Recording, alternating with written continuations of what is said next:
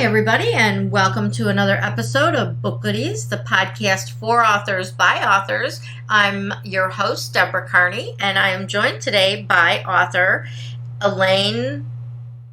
I'm going to say it wrong. Can you just go ahead and introduce yourself for us? Absolutely. I'm Elaine Pereira. Okay, I knew I was going to say it wrong, so I'd rather just let you say it. So why don't you tell our listeners a little bit about yourself? Yes, I retired a couple years ago as an occupational therapist, and after the passing of both my dad and my brother, my mom, in 2004, my mom started to show signs of dementia, which I didn't really recognize as being such at the time, but eventually it did finally present itself very clearly to me. And the subject of the book is my mother, and not only her journey through dementia, but also her life in a positive point of perspective from my eyes as a child. So I reveal her character, her strengths, her personality as I saw her growing up, until, of course, the obnoxious teenage years when she couldn't do anything right. But setting that part aside, which is fairly typical, she was a great mom, and in tribute to her, I felt, looking back at her fairly incredible life, that's both good and bad, that she had a story that needed to be told. And with her inspiration and in tribute to her, I did. That's awesome. And now that had to be, it's a great tribute to her. Did she pass away also, or is she? Yes, okay. She died in July 2011. And she declined very quickly from dementia or Alzheimer's. On top of everything else my mother dealt with, she also had Memoirs disease, which manifests itself as sort of late young adult, maybe in her 30s roughly. The short version there is that the characteristics of Memoirs are profound hearing loss and vertigo. Okay. And she experienced and ringing in the ears, or tinnitus, and she experienced a profound loss, happened gradually enough, but she was eventually completely stone deaf, and as a result had a cochlear implant. As a result of that, because it has metal, she could not have a traditional MRI, which would have been more diagnostically revealing as to whether she had Alzheimer's or not. Okay. In many ways, it doesn't matter because the treatment approach and the dialogue approach and the management approach is pretty much the same, but we don't actually know for sure whether she presented with true Alzheimer's or not. Either way, her decline in the last year for sure, if not 18 months, was incredibly rapid. And as we got closer to April, she died in July, there was very little spark from her. It was an effort for her to communicate, and it was tended to be mumbling and rambling anyway.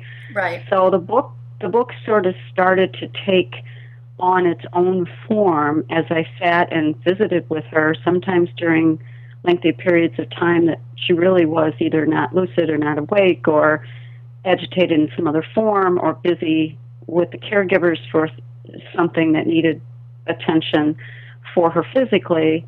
And I just started journaling, taking notes, thinking about events like this where she had taken care of me as a mom while I was a child. So these contrasts of full circle became very apparent to me. And with these large chunks of time when I couldn't really do anything or engage with her meaningfully, and there certainly wasn't going to go home after going out there to visit her, right. That's kind of how the book sort of started to evolve, was this, I'm sure initially cathartic on my part, but ultimately it did come to fruition and was finished, edited, and now we're talking about a real journey. Well, and I think that that's really important for, that's an important thing for people who may be considering writing a memoir about chronic, celebrating their parents' life, or, a lot of people write books because they've been through a hard part of their lives, which of course you lost your father, your brother, and your mother. But it also, you've just spoken to something that is really important, as what do you do during the periods of time when you want to be around your loved one that doesn't know who you are, and you want to spend time with them. And part of what you can do to be productive about it is to, remember the other parts of their lives and to reminisce about that. And like you did, start journaling it. And then all of a sudden, those times, it could be just you just sitting there, not knowing what to do. Maybe you would, if you knitted or crocheted, you could, do something like that. But otherwise, it gives you a way to help remember and celebrate that person's life. And when you're sitting there right next to them, even when they're not lucid, you have memories that come to you. Sure, absolutely. And that quiet drive on the way out, she was about a little less than 30 minutes from me, mm-hmm. and that drive on the way home were very reflective. Mm-hmm. I am, like many people, I'm not really all that good at just sitting, mm-hmm. and I certainly didn't want to sit and drift off into sleep and then have her wake up and miss my opportunity to have a few minutes of conversation, of conversation or movement or whatever. But I'm not good at just sitting. And somehow bringing a Sudoku or 2-time magazines seemed disrespectful. I don't mm-hmm. know why, but it did. So I just spent time thinking about her, and thinking about her led to thinking about funny things from the past, which is why the book is, yes, it has certainly some very sad and some very difficult parts in it that tell her story. But there are some amazing accomplishments and some hysterically funny events, too, that are part of her life also. So it isn't a downer in that sense. Mm-hmm. It is a little more inspirational, insightful, dramatic, and has also this piece that we have to acknowledge is not a good thing, and that's the tragedy at the end. But the book right. is not all like that. Right. And I think that that's really important, that, to help people get through grief comes in many forms, and people have to grieve their own way. And, yes, even though, it's coming, it's going to, people, one example is that I had a grandmother that died in a car crash, and everyone loved my grandmother. She was like the most giving, kind-hearted person you would ever know. And then several years later, my grandfather, who was a total jerk, and who I found out lots of really, really bad things about him once he passed away that I didn't know. And at my grandmother's funeral, everyone was crying. There was a lot of emotion. And then at my grandfather's funeral, there wasn't so much. And my sister looked at me and said, a person died. Why isn't everybody upset about this?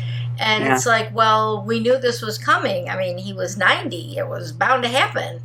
And mm-hmm. he drives like a maniac. And he has survived many car crashes that he shouldn't.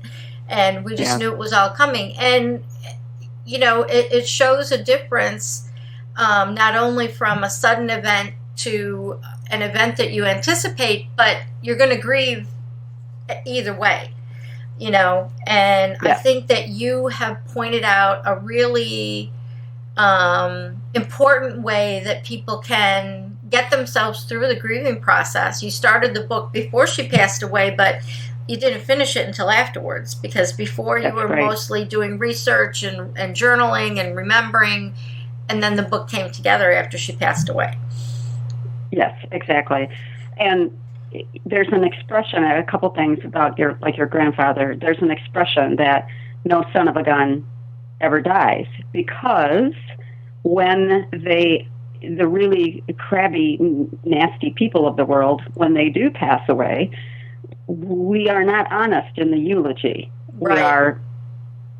We may not be dishonest, but we withhold what we would really want to say about who they were. Right. So, hence the expression. On the other hand, yes, the people who die tragically, suddenly, or even if it's expected, like in my mother's case, and by some accounts, including my own, she was not going to get better. Mm-hmm. And therefore, when she did pass away, it was a relief for her. At times, I could tell, was struggling hard to maintain her autonomy, and at the end, obviously not so much. But those individuals, or that, like my brother in the story, my brother died of esophageal cancer, and I knew he was dying before and so did he, and so did my mom. But that is one of those situations also in which it's coming. And the worst is sometimes the parts and the periods of helplessness that precede their actual passing. Yes. Something really awful is coming, which is their death. And in my brother's case, way too young. Yeah. But in my mother's case, if you take the last 4 years out of the equation, most of her life, with a few exceptions, was very rich and very full. And she would say she had a very good life. And since she went quickly, relatively speaking, took me a while, of course, but I think once I got past the first anniversary of her passing, sort of since this past July, I also have been able to see things clearer and less emotionally driven. And I do agree that, with a couple of exceptions that were pretty substantial, she did have a very good life and was surrounded by very, very good people. And also was one that people wanted to be around because of that. So just the last couple of years were pretty bad, as opposed to a lifetime of pain or an early onset dementia experience, which has to be exceptionally difficult. So, I just, as I sat there and looked at the events of her life, where she had been growing up through the Great Depression. That's the age group which influenced me. I mean, she saved aluminum foil and baggies and pretty much everything. She had a really big ball of aluminum foil. Yep. Without being a hoarder. She donated. She was not a hoarder, but she kept things of value or could be reused. Yeah. And a lesson we could we're swinging back to reuse, recycle, that sort of thing. But I think their throwaway society period, we are past that now. But I kind of remember a time feeling like, it's broken, just toss it. Right. So, or to use, toss it, whatever. So she grew up in the Great Depression. She got a bachelor's degree in chemistry, of all things, in 1945. Yes, at a time when it was still, the nation was still very just reeling from the conclusion of World War II, and servicemen were still very much part of their life. She moved from Indiana to Michigan, which right now that's like going from the U.S. to Europe. Yeah. I mean, but for her, a single woman with a girlfriend, that was a big decision. Yeah. And a job at Upjohn's, and it just keeps going.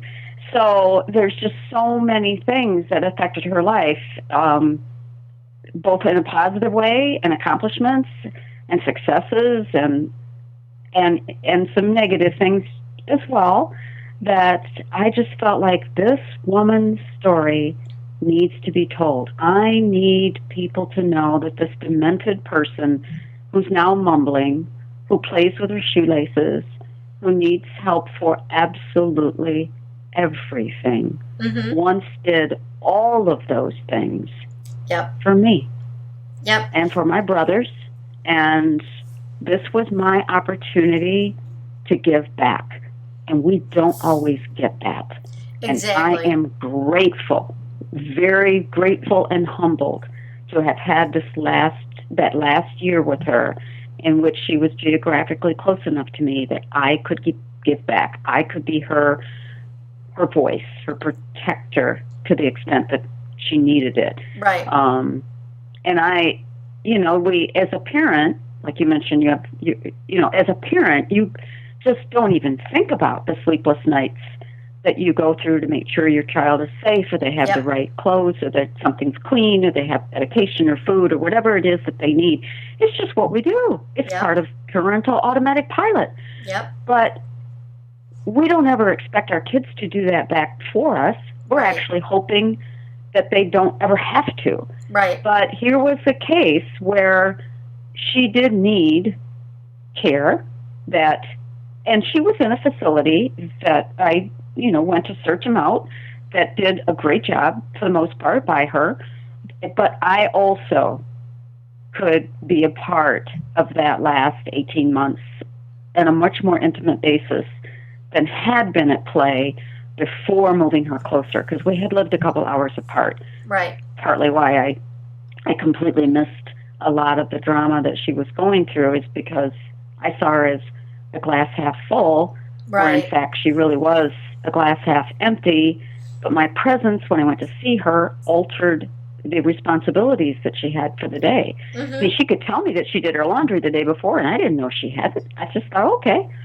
So, it took a while. It took like cataclysmic events, actually, something as innocuous as a drapery rod argument before it was truly epiphany. I had to actually look up the word in the dictionary to make sure I was using it right. But that particular cataclysmic event about disagreeing about her, not really disagreeing, but not understanding about what page she was on about a stupid drapery rod before she was moved, it suddenly, all of the pieces fell into place, and everything I had seen, I had witnessed, that I just labeled as goofy, was a little bit more than just that. Yeah. So that's when I knew she had to be moved. And then I was the Energizer Bunny, getting things lined up for that to happen safely and as efficiently and emotionally limited as possible, which wasn't easy. It was a pretty rough move. It's like you said, you have to take that full circle. But unfortunately, it isn't as easy to take care of adults as it is to take care of a baby. So no, absolutely not. Absolutely not. Yeah, there are totally different forces at play. You've got a person who's had a full life that may not understand why they can't do what they want to do, and then they can't explain what they want to do, and things get all botched up there at the end. Right. But I think that it is important for authors that are thinking about writing about their parents' lives. One of the things that you brought up is that she's of that generation that grew up through the Great Depression. Well, there are so many people, we're so far distant from that now, that we need memoirs to tell the stories of the people and how that affected people in the United States, especially when we're going through what we're going through right now with an economic crisis. And, you realize that if not your parents, your grandparents went through something even worse, and they managed to get through it and to, keep on going, and the family, didn't die off. They kept going and had children and made their way through. And I think it's really important for people to see those stories. And kids may not always, teenagers may not read the books yet, but when they get a little older, they'll pick up a book and they'll go, oh, wow, it really was, the walking a mile, in the snow to get to the schoolhouse. And, wow, my grandmother got a degree in chemistry in 1945 when women weren't even allowed to go to college that much, let alone, get a bachelor's degree. And exactly. And paying for it post-depression. Yes. So I think stories like that are inspirational and that they are very important to the future. And someone has to tell them. And if your mom couldn't tell it herself, I'm glad that you took it upon yourself to be able to tell it for her. And I think that's just something that I've talked to a lot of people lately that are writing memoirs that are about historical periods in time. And I just think that memoirs are that piece of history that makes it personal instead of just reading a textbook about, oh, this was the Great Depression. Everybody was broke. People were wandering, the roads looking for jobs, and they walked with their satchel, and that was all they had was their one bag of belongings. And it's much more personal when you hear a story about a person that actually went through it. Yes, my grandparents, my mother's dad, because my mother's mother was a stay-at-home mom, which was a little more typical, but my mother's dad was a plumber. Mm-hmm. So she tells the stories of her parents' age group bartering services. Mm-hmm. So my grandfather fixed the plumbing of the doctor's house or office, and in exchange got care from the doctor because nobody could afford anything. Right. There really was no greenback. I believe that's what it was called. And they managed to survive through what we would today growing up would roll our eyes at. Right. And yet we've had a taste of this in these last 5+ years where there has been a little level of exchange of services. Mm-hmm. Not probably at the business level, probably more at the grassroots community level. Yep. But in the end, it's still basically a barter system. Mm-hmm. I'll do this for you, you do this for me, and we both have met a goal because we don't have the cash to purchase or to buy the service. But it was very common and very accepted in what would be my grandparents' because they would have been the young adults raising families when the Great Depression hit. Right. And so my mother just, tells the stories. And the other piece I want to be sure to be able to say today is that my mother was a pretty private person in many ways. Me, not so much. And I had to think through. She would not have wanted her story told. She would not have felt that she had a life or that she went through more than other people did. Mm-hmm. If it wasn't for two things. One, she would want her story told or shared if in any way it helps someone else. Mm-hmm. So that was one of my objectives, is for others to know they are not alone. Mm-hmm. And I lived in ignorance and denial too, but more just kind of missing it because of the distance that was originally at play between us. She mm-hmm. lived 2 hours from me, and then at the end it was much closer. But the other part is that I am donating a portion of the proceeds of the sale of the book to the Alzheimer's Association in the hopes that it may not help me that much, but then again, maybe that, we don't know our future, right? We do not know that my daughters don't have to write a book about me one day. Right. It's sort of my thinking. So it isn't, those are the two pieces that I can feel had to happen, not that I minded, because I don't, for her to give me her posthuman, I can't say the word now, post-passing blessing. Right. Posthumously? I know I'm stumbling on it at the moment. I don't want to do that. Posthumously. There we go. Yeah. So, thank you. So that was part of the important piece also. It wasn't just to line my pockets, but also to share a story. And yes, share a story. I've been to several of Michigan's walked in the Alzheimer's events in the last month or so. And yeah, there's a lot of us are there with some very powerful personal stories. And I had the inspiration to get it on paper. And it speaks to a lot of people, and it also applies to a lot of people, not just her. Right. Course. And it's I know it had to be emotional and difficult for you to write, but once you started the writing process, how did that go along? Did you have an outline in your head of how you wanted it organized, or did you like at some point you just started writing and it just fell into place? On one of the trips out to see her, although it was in the late spring, there was something about the day that made me recall a Christmas event in which I had seen her struggle at my house with check writing and understanding a checkbook and remembering who her grandkids' names were, even though one of them was sitting right there. Mm-hmm.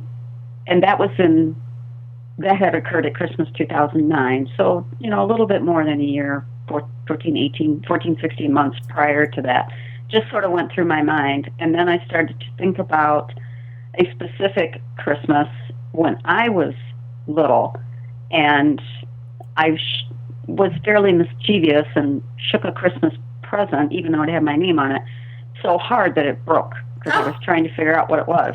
Oh, no. And I started, yes, exactly. So I was not the easy one to raise. My brother was, but anyway, I started laughing in the car about the contrast between, granted, many years later. I mean, we're talking 1960 and 2009, so almost 50 years later, but still, I started laughing in the car, and that helped kind of put the spin on it for me, that what I wanted was, and what I ended up doing in the book, through maybe half of it, maybe not quite that much, I contrast what my mother was like as a woman, an adult, a parent to my brother, a sister, a wife, a caregiver, whatever role she was in, through my eyes as a kid. Mm-hmm. And of course, she walked on water to me. Yep. Until, of course, the teenage years, and then, and there's one of those two. They're the best stories. Matter of fact, even my classmates from high school that I barely have rekindled contact with remember my big scene with my mother, which I won't talk too much about because it's in the book and it's pretty good. But there was that drama too. But that is how the book evolved, is starting to think about the sad, broken, disjointed, disconnected, confusing pieces of specific times in the last 5 years, a Christmas event or Easter or birthday or something, and then my remembrances of what she was like during better times as I saw her through my eyes as her daughter or as a child, and receiving comfort and taking care of a bunny, and my near paralyzing accident and a whole lot of things. So that is the contrast, and the book follows that format. It's not strictly chronological. Okay. It goes back and forth, and it's well documented, so you can follow easily, and the independent editor embraced that as it being a little tricky to pull off, but that she felt it had been done well. So I didn't change the formatting. And then, of course, at the end, it's much more chronologically based.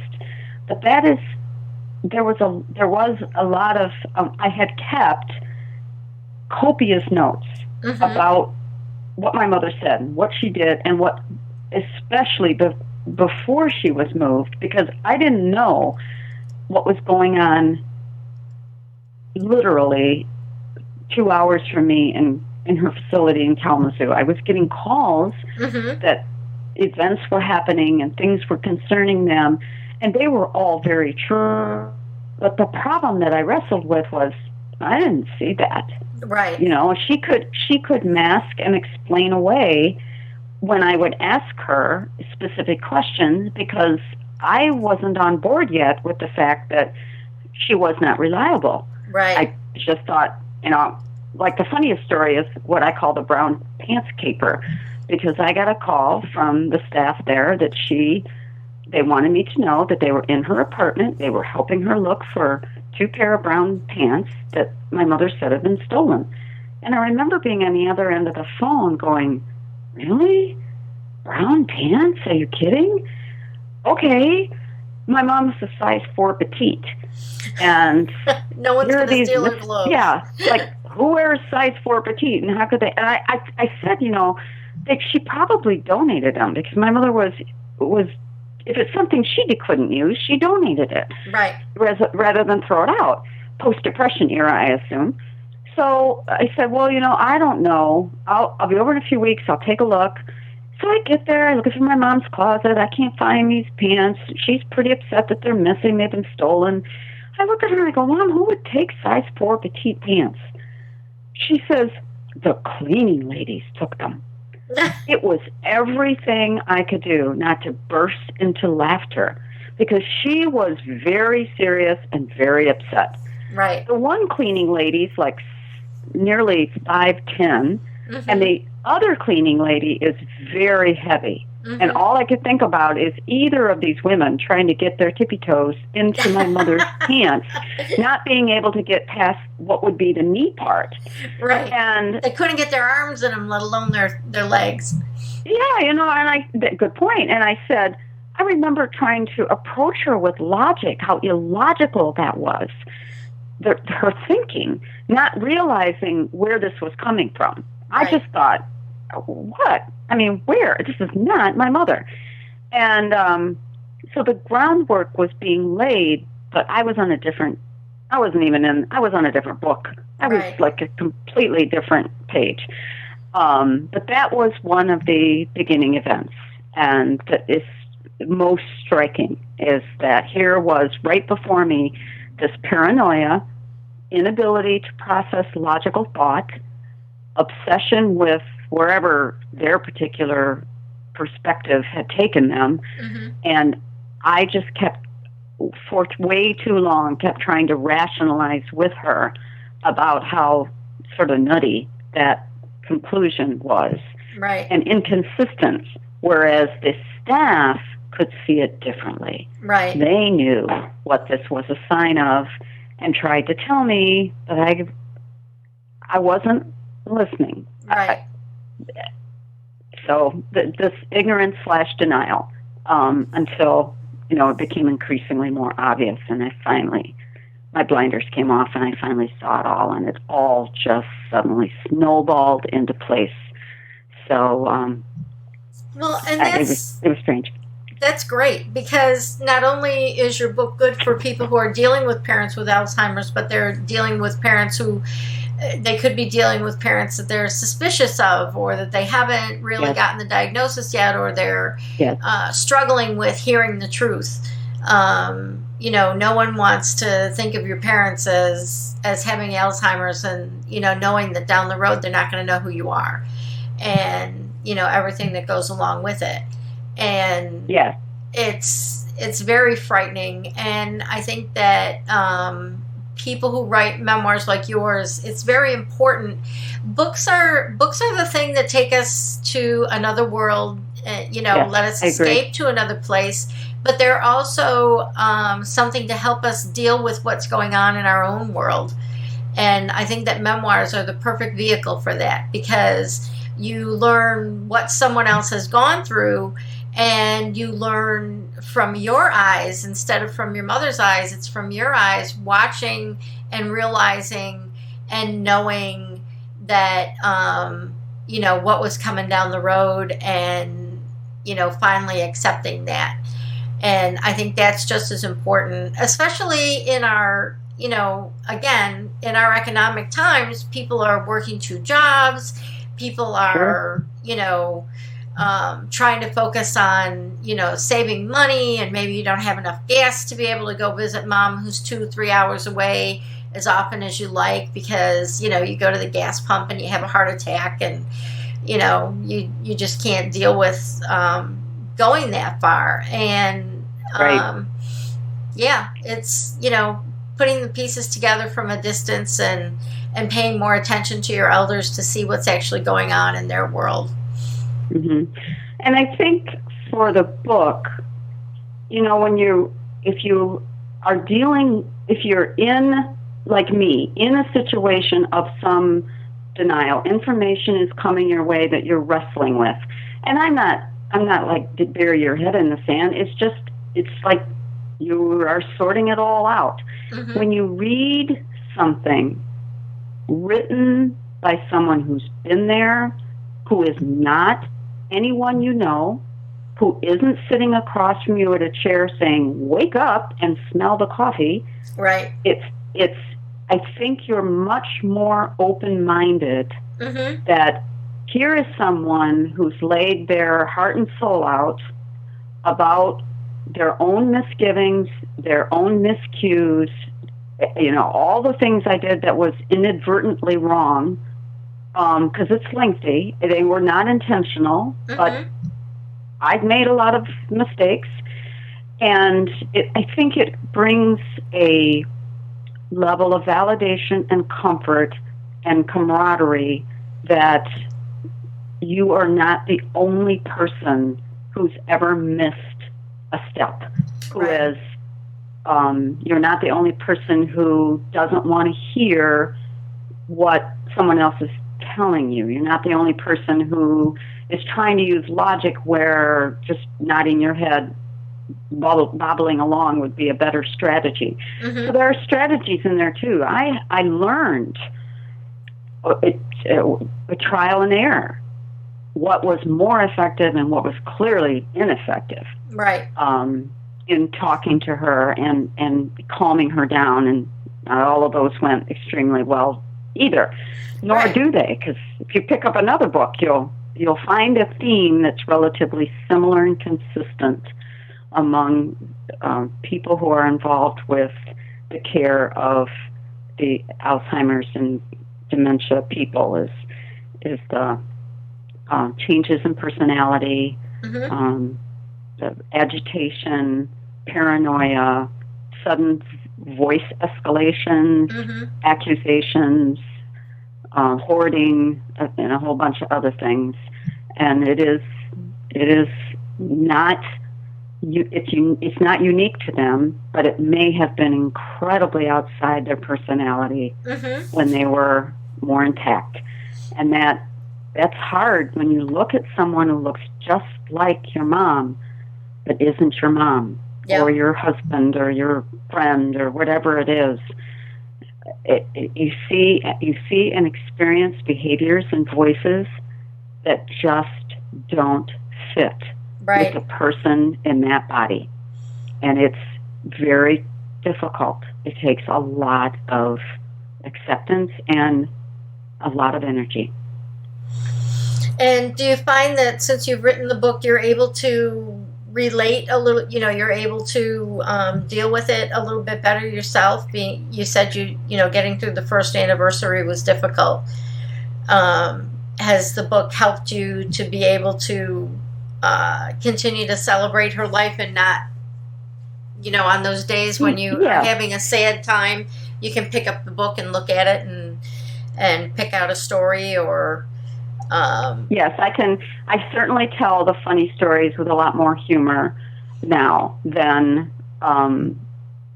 right after she first passed away. And like I said, she was nearly 87. I knew it was coming. Mm-hmm. But there's still a tenderness that you wish it was different. Yeah. And once I know that she would have said that she had a great life, mm-hmm. up to the very end. And I struggled with that. I know that's what she would have said. Mm-hmm. Because I look at a woman who lived through the Depression, who buried an infant son, who buried her husband and her other son in the same year. Mm-hmm. I don't think there are enough drugs on the planet to get me through if I lost one of my children, and yet I know that it happens. So I remember thinking, wow, Mom, I don't know. But then when time sort of passed away and I could look at it without feeling so much that pincushion immediacy of loss, then I would probably agree with her, except maybe for the loss of her infant child through a tragic car accident while she was pregnant with me. Oh, no. So I know, that's what I meant about when I think about her life. It was incredibly drama-filled. Good times, too, but a lot of drama. And through it all, she was resolved and poised, articulate, positive, and not in denial, just, taking it as it came. Yes, it came, it happened, and I'm going to cry about my young son's death, and I'm going to embrace my new baby. So there was enough to make that drove me to tell her story. Just had to be told, and I did. And I'm proud of the accomplishment now. It is well written. It speaks to, got a couple of awards for which I'm incredibly appreciative, and I hope it goes farther because, like I said, it will, whatever I get, the Alzheimer's Association gets a piece of as well, gratefully so. And now you, I forgot what I was going to ask. I hate when I do that. Now, you've got this all. Oh, you mentioned that you had it professionally edited. Did you have it copy edited, or did you have it deep edited? What was that process for you? I published with Selfpublishing with iUniverse, and I selected them because one of the very few books that I had a chance to read during this time before I wrote my own was Lisa Genova's Still Alice, and it was also self-published with iUniverse originally. Mm-hmm. So I just figured if she had been turned down, like she says in her article, by 42 different publishers, I wasn't even going to try it. And plus, I believe, and I don't know her personally at all, but if I'm not mistaken, she lives on the East Coast, which would have brought her knowledge of more traditional book houses. I can only name a few right off the top of my head. Right. But the iUniverse package that I purchased included, because I didn't know what I was doing, I sort of stepped up and paid for a pretty good assessment of the book. Okay. And there's an independent editorial review. I understand that they send the manuscript to someone who is comfortable with the genre that you've written. So if you write a children's book, it goes to someone who knows something about what to look for in children's books or this memoir. And I do not know this woman's name. I wouldn't have even known that it was a woman versus a man who read it and reviewed it, except that she made a comment about, quote, us as designated daughters. Mm-hmm. And that is the only way I knew it was a woman. And then she makes some comments at the end that clarified that for me. But in January, when I sat down with the 26-page review, I needed boxes of Kleenex and a glass of wine. It was so touching. Her words just left me speechless.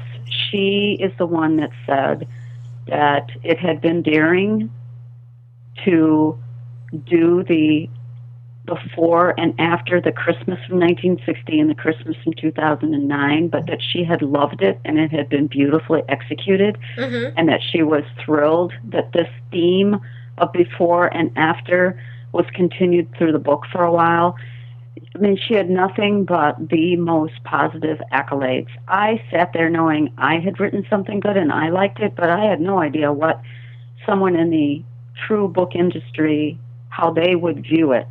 Right. And that is what snapped me into place as far as taking the book as far as it can go and making my donations to the Alzheimer's Association, which I've done in a small part. And I hope eventually, like I would ideally, by the end of the first year anniversary of its release, which would be in May of 2013, I would like a big publishing house to have picked it up, if it's possible, and write the big check to me that I can turn around and write the big check to the Alzheimer's Association. It is my goal. And when she wrote, this book has, and I quote, global market appeal. Yeah. That is what put me into motion, that this is a book worthy of being noticed. And I am doing everything that I can in the self-marketing range since it's come out, as well as my hopes are that it does get noticed and it does get picked up. That would be what I would like. Well, and if it doesn't get picked up, let's hope that you get tons and tons of sales on your own and you get to keep even more of the profit that you'll then be able to share. So that's either way. I share from profits too. So exactly. Every sale has a profit margin that goes to this association. Yeah. So if someone were going to sit down to write a memoir, what piece of advice would you give them?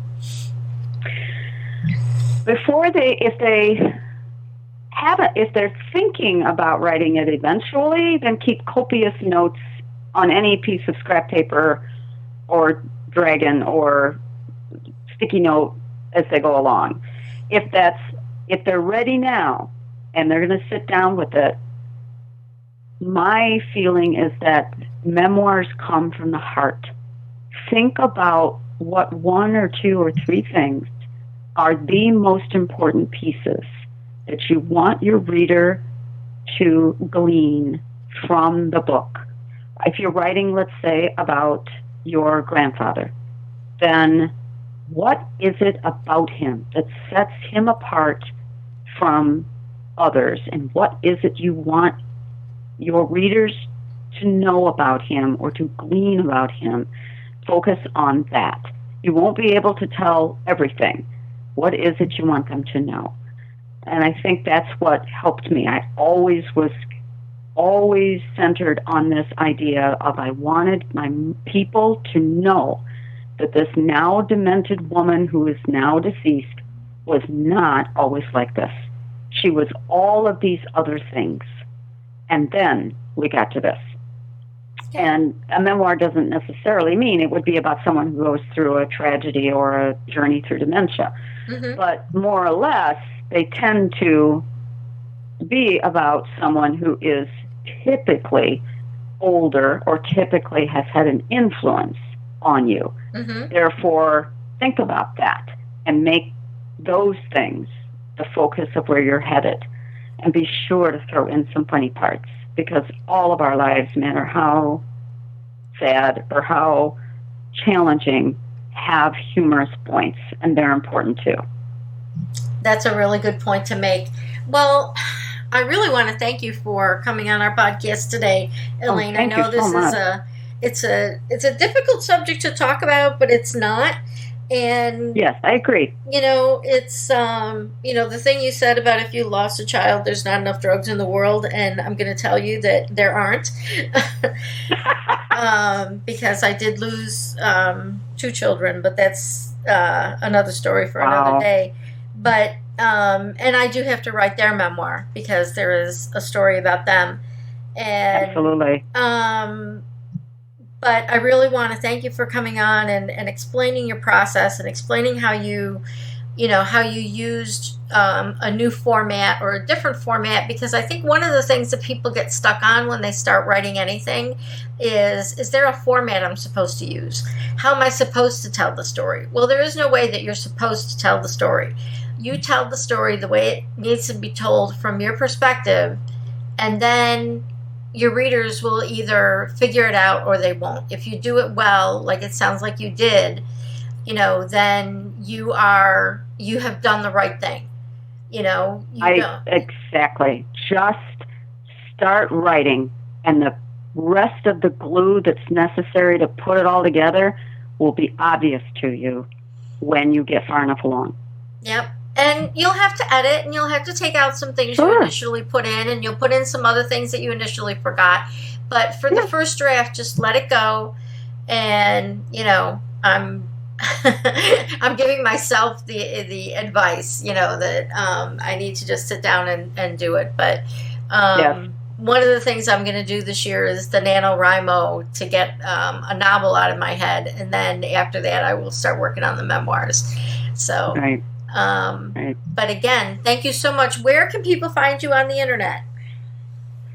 Barnes & Noble. As a matter of fact, through the month of October, there is a special promotion on Barnes & Noble through the Rising Star collection, which was one of the very nice things that iUniverse has done for me this month. So that I'm driving that particularly for sales through that. All you have to do is it's a long website, but Barnes & Noble Rising Star collection, and it'll be there. Amazon carries it, and I have independent bookstores carry it. But online, it would be there through Ingram. But mostly it's Amazon and Barnes & Noble. Okay. And can you tell us the name of the book again for people who may not have remembered?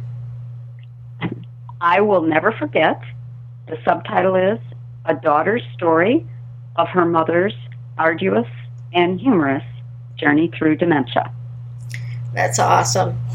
All right. Well, I will be sure to get links up to that in our show notes for our podcast. For those of you that are listening, head on over to BookGoodies.com, BookGoodies.com, and do a search for Elaine, and you will find this post will pop up, and you'll be able to find out where to, there'll be links to click on to get to all of our stuff. And I want to thank Geekcast.fm for hosting all of our podcasts. And again, Elaine, thank you for joining us.